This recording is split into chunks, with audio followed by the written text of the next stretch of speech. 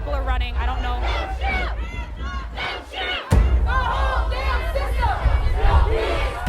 On fire right now. Sorry, I'm trying to do my job. What is it about this moment that has pushed it to this brink? We've seen this movie before. Conversation with some of the African-American leaders in the Madison community. What if he just came out and shot me because of the color of my skin? We've had some opportunities to march with some of the protesters. The idea is to be able to express black thought freely. Privilege, my color, can't afford. Let me use the artistic side of Orlando to figure out if I can inspire.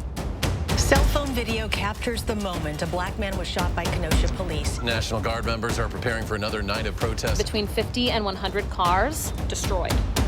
Man in Kenosha who can tell you personally how this kind of shooting feels. He helped change state law. You need to look at it and not blame, but find the root cause. Real question has got to be, white Madison, white Dane County, what's going on?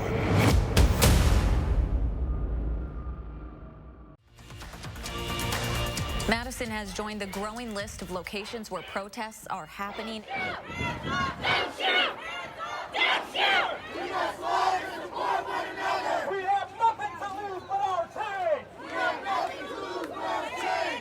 It was a very peaceful protest for the most part all day, but about an hour after it ended, they took a stick and they took turns hitting it, finally broke glass. Things are progressing very quickly. Still, oh no, they're like dropping more tear gas. Let's go. Oh. We have someone actually using milk right now to get the tear gas out of their eyes. And now it looks like they're just throwing it back and forth.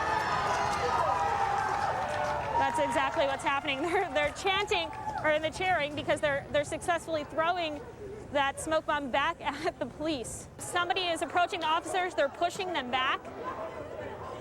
They're pushing them back. People are running. I don't know. They're running and attacking the cops right now. Lance, come on, come on, come on.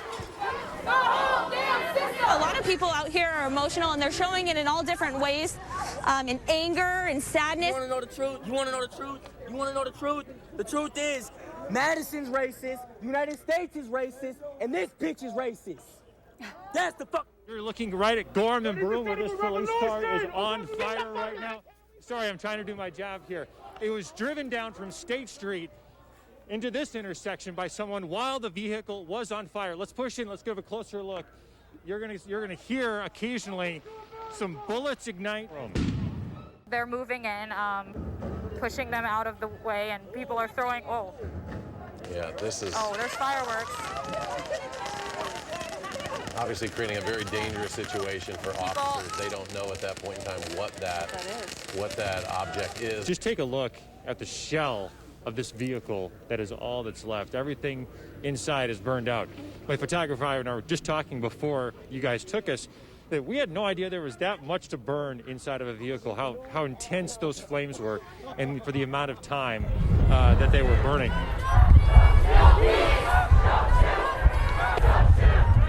What is it about this moment that has pushed it to this brink?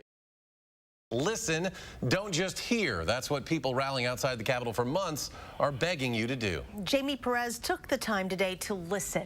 They know what they've done to us. Every day at the top of State Street. The crowds grow, the crowd's always different. For months now. All across this country, they know what they've done to us. You can find a new crowd of people. Say that Black Lives Matter. Coming together for a common cause. The message, one they describe as unifying, empowering, supportive of a good cause. There's so much love here. This is a group of people coming together because they deeply care for a community in our country who is being disproportionately affected by police brutality and a system that wasn't made for them. They know that many people don't want them here, which is exactly why these people say their message now needs to be heard every day. You're just hearing the noise. You're not listening to what we have to say. It's about you need to listen. You need to come out and see what we're actually doing out here because it's more than just noise. It's a message that needs to be spread. I'm out here holding a sign.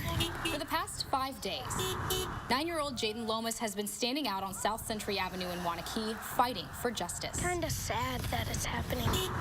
Sometimes others join him. I saw George Floyd's death on TV, and I was like, you know what? That isn't fair. They're hopeful that their small act can bring people together. So we can all be friends. Well, there are certainly a lot of people, though, that have had a lot to say about how Madison police have handled the unrest. The chief and I recently talked about the past 2 months. It's certainly been a pretty, stressful 10 months, not just for me. It's been stressful for everybody in the department. The officers are out doing the real hard work, the heavy lifting. I know and they know the good work that they do every day and the difference and the contributions they make to our community. And unfortunately, those things in the current climate just aren't getting recognized. Madison Police Department is incorporating a new, unique kind of tactical training for its officers, meditation. Every day presents new challenges and new encounters. A day in the life of a police officer is constantly moving. Run, everybody. Finding a sense of balance along the way can mean finding stillness. It just kind of gives me a sense of relaxation. Feel the floor beneath your feet. Officer Matt Kenny now teaches that mindfulness. Gently return your attention.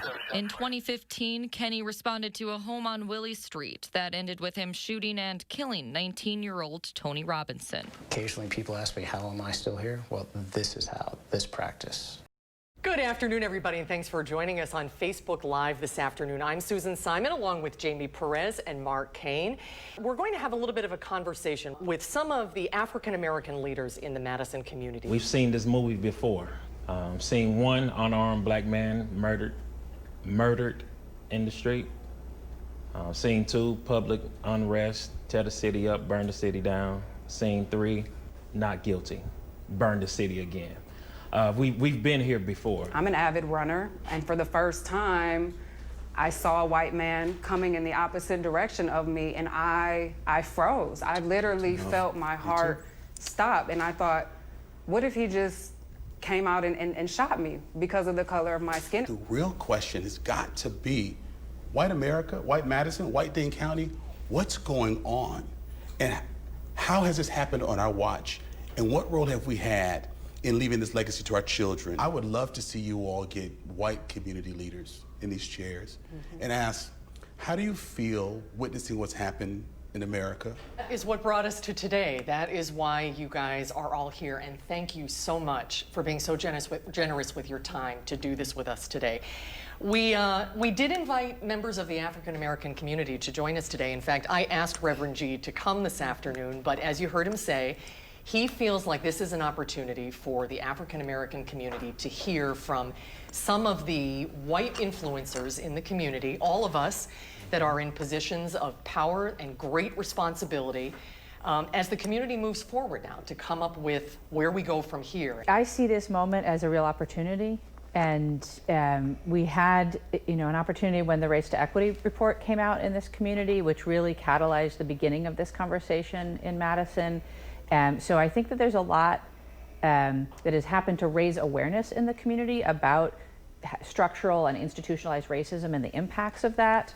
I think what we're seeing now is the frustration that that hasn't translated into action. We've had some opportunities over the last couple of weeks to march with some of the protesters and to have some contacts with community leaders and really show that there's a tremendous amount of common ground that we have. We want to get to the same place. Chancellor, from a UW system perspective.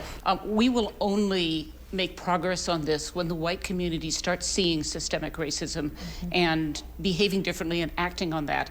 And we're an educational institution. And at this moment in time, I think there is more interest among our white faculty and staff and students in engaging in this issue than I have ever seen. Quality and change. Those are just a few of the words written on a new wall in Madison. It's part of a project the YWCA hopes will help turn those words into action. The scraping of chalk now breaks the silence behind the Urban League on South Park Street. The idea is to be able to express black thought freely in a sacred space. That sacred space was blessed during a ceremony on Monday, calling to mind the suffering of black people past and present. It's a sanctuary for black people and their thoughts. What does it mean to center blackness? And what does it mean to center blackness here in Madison? What started as a project in Oakland, California. Really a space for folks to witness, honor, and protect. Now has a home on Madison's South Side. This project, called the Black Thought Wall, is intended to spark conversations about race that are long overdue. Ready for a change. We're all ready to get to this, hopefully, a place of freedom and true freedom and what that looks like. And Lance Tucker, slam dunk, and a foul! You know about the Orlando Tucker that can do this. Drives by Walton, to the rim, layup good!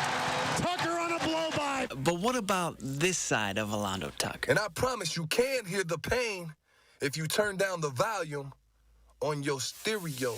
Tight. I wanted to be that inspiration to say, listen, I'll go out there to the world and show them that I can be more than an athlete. So Tucker put pen to paper. Let me use the artistic side of Orlando to figure out if I can inspire. And is using his voice, his poetry. Money buys me privilege, my color can't afford. As a catalyst for change. So the divide in America has always been is because of lack of curiosity or respect of a person because of the color of their skin, or I say sexual orientation or presentation, religious belief, political backing, or stance. So when you can understand to get past that and explore your curiosity, then the more I learn, the more I appreciate who you are. Educate. I'm more than black. Learn. I'm more than an athlete. And listen. We're all here together, we're living together, and we need to figure out a way where we all coexist and create a better world.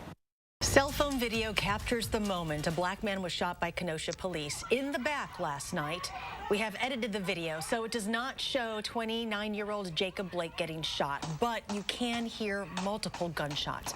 Blake is leaning into his SUV. His attorney says his 3 children are sitting inside the vehicle as this shooting takes place. Police and National Guard members are preparing for another night of protests in Kenosha. Last night, people set cars on fire, smashed windows, and clashed with officers in riot gear. 3 officers have been placed on administrative leave, and state authorities are now investigating. So folks, Leah Lynchide here reporting live from Kenosha all morning. We've been showing you a look at some of the damage left behind after night 2 of protests. This is a dealership about a block or 2 away from the county courthouse where protests were centered the last 2 nights. I would say between 50 and 100 cars. As far as I can tell, almost every single one is destroyed. In just the last 10 minutes, law enforcement has stepped out onto the steps of the Kenosha County Courthouse. This is just across the street from Civic Center Park, where protesters have been gathering all afternoon. A night of protesting. May we hold each other in prayer. Giving way to a day of retrospection. When moments like these come, we take our time and we're patient and we listen to each other. There is a man in Kenosha who can tell you personally how this kind of shooting feels. Kenosha police shot and killed Michael Bell's son more than 15 years ago. He's worked for change since then. Bell's son, Michael Jr., was shot and killed by Kenosha police in 2004. He was stopped in front of his home after a night out with friends. Bell is working to make sure that officers are trained better, and he's proof that change can be slow. Michael Bell watches the video of last night's shooting in a very personal way. I saw a family member watch her boyfriend or brother get shot right in front of her, and she was jumping up and down. Bell wasn't there when an officer shot Jacob Blake, but the video brought back some feelings from 16 years ago. I remember how emotional, traumatic it was for Michael's mother and Michael's sister. Kenosha police killed Bell's son, Michael Jr., during a traffic stop in 2004. An officer mistakenly hooked his gun on a car mirror.